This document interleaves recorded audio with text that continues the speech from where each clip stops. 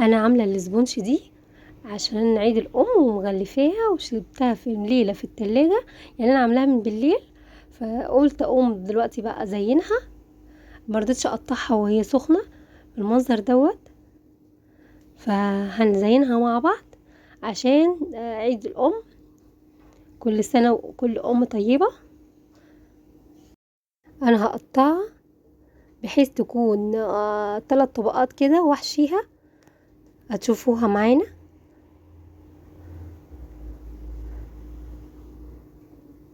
دي الاسبونج اهو. انا بقى كده خلاص كده سلكتها، وهبدأ بقى ايه اشيلها. هتشوفوها بقى معانا مستوية ازاي وجميلة من جوه اهو. المنظر ده انا هبقى انزل لكم فيديو للسبونج دي. بصوا المنظر، مستوية واخدة فراغات وجميلة وسبونج كده ناعمة وطرية وهشة. هشوف بقى انا هقطع هنا ال3 طبقات بتوعنا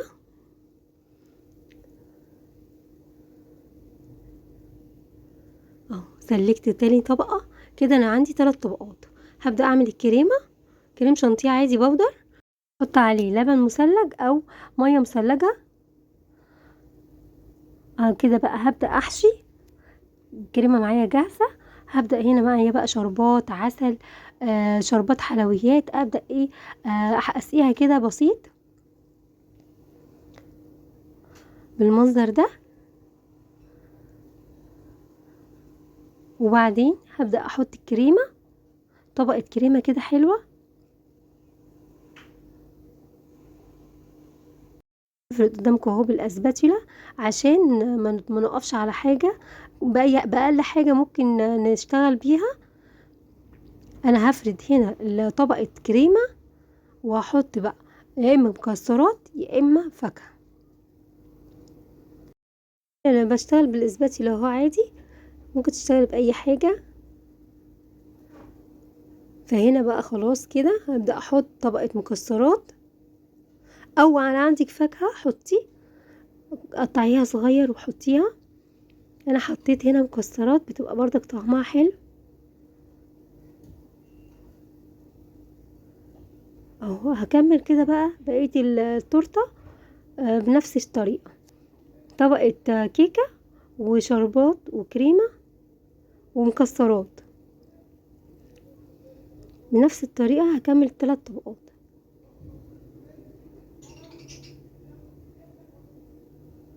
المنظر ده. هكمل انا بقى بالطريقة دي وهقفلها اهو. حطيت الطبقة الأخيرة. هبدأ بقى أغلفها كلها كريمة من الجناب ومن فوق ومن كل حتة. أديها كريمة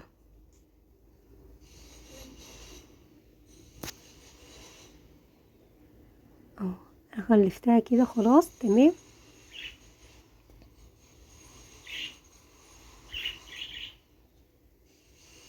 انا بقى دلوقتي هبدأ اعمل الجناش.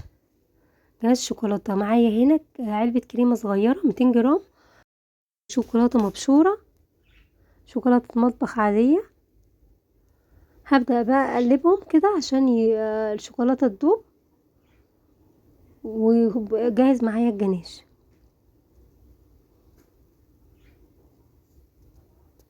افضل اقلب ما اسيبهوش على النار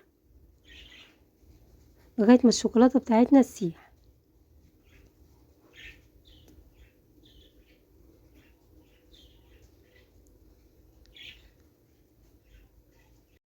استمر في التقليب لغاية ما الشوكولاتة تسيح معايا ويبقى جاهز الجناش اهو. جاهز معايا اهو. ساحة الشوكولاتة بتاعتنا مبقاش ليها اثر كده خلاص تمام معايا كده. هبدأ بقى احطه على التورتة. هنا معايا الجناش اهو. هبدأ ايه انزل بيه كده على التورتة. انا هعمل نص ونص، نص شوكولاتة ونص فانيليا. هنزل بالجناش كده اغرقها من نصها، نص الشوكولاتة اللي هعمله بحيث الكريمه متبقاش باينه معايا، ويبقى غلفت النص ده كله. الفانيليا هبدأ هنا احط له جوز هند مبشور خشن.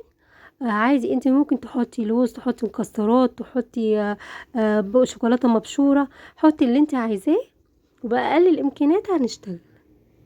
هغلف نص الفانيليا او كده غليظ معايا، غلفت النص ده خالص.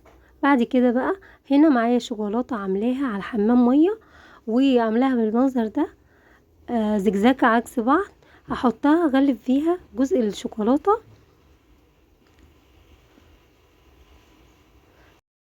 خدت جزء من الكريمه حطيت عليها كاكاو او شوكولاته سايحه وعملت وردات كده، وبرضك للجزء الفانيليا حطيت له وردات.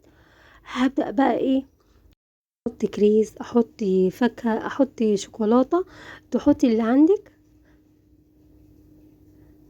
قطعت فراوله واحطها في جزء الفانيليا، وهعملها بجيل التلميع، واحط بقى الشوكولاته على جزء الشوكولاته.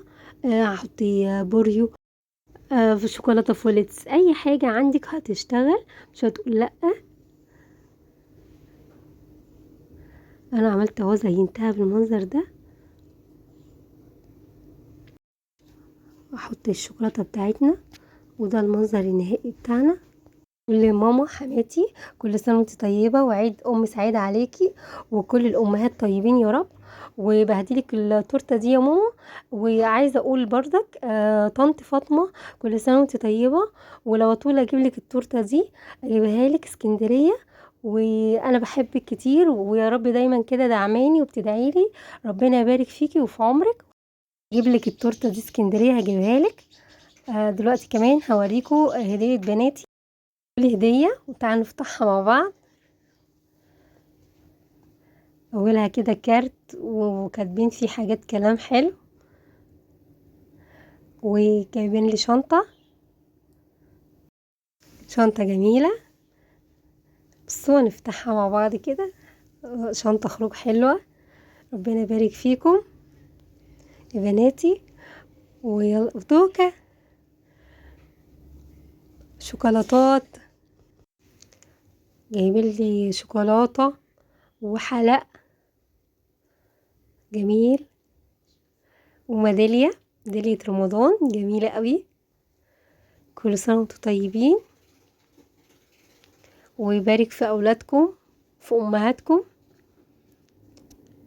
كل سنة وكل ام طيبة، كل سنة وانتم طيبين، بمناسبة عيد الام وبمناسبة رمضان، كل سنة وانتم بخير. التورته تكون عجبتكم.